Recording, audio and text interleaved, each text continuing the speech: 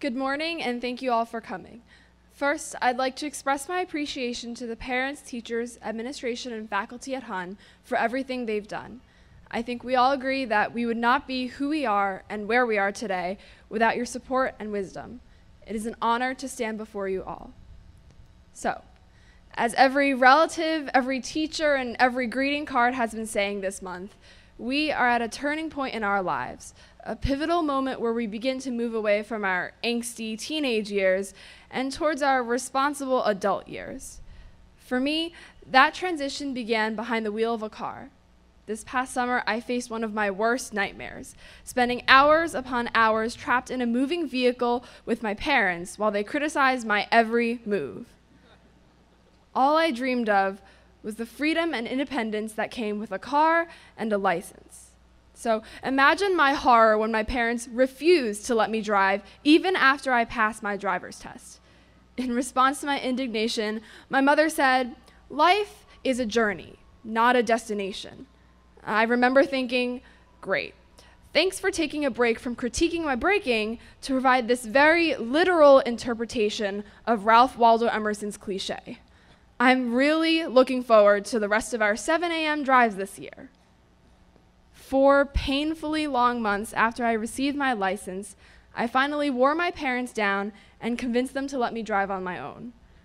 The very next day, I returned home safe and sound with the car in perfect condition, right up until I pulled into the parking lot in front of our apartment.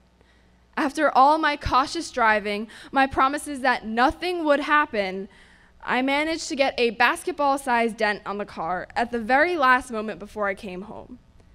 And that was when I resigned myself to public transit for the rest of my life.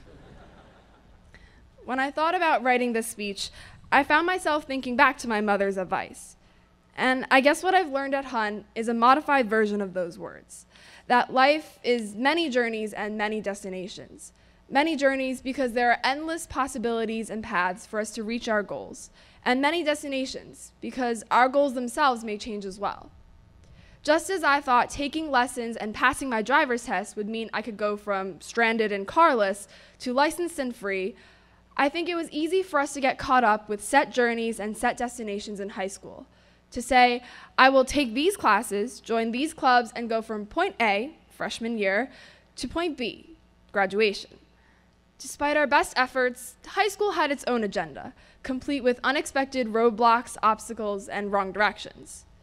Sometimes, point B changed to getting through a particularly grueling practice, or passing a test filled with challenging material, or making it through a class without falling asleep.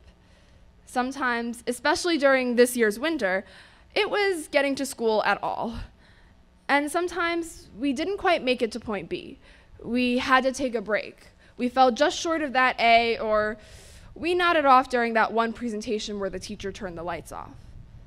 But somewhere between point A and point B, Hun taught us how to make those detours their own journeys and adventures.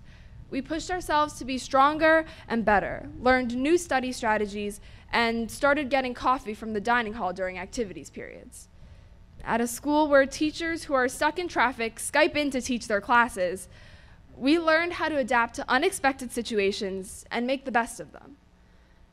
Somewhere between point A and point B, those detours transformed from frustrating setbacks and inconveniences to genuinely important discoveries. When I told my parents about the dent, they were upset, but sadly, not very surprised. I think my mom's exact reaction was, "I knew this would happen someday. I just didn't think it would happen the first day."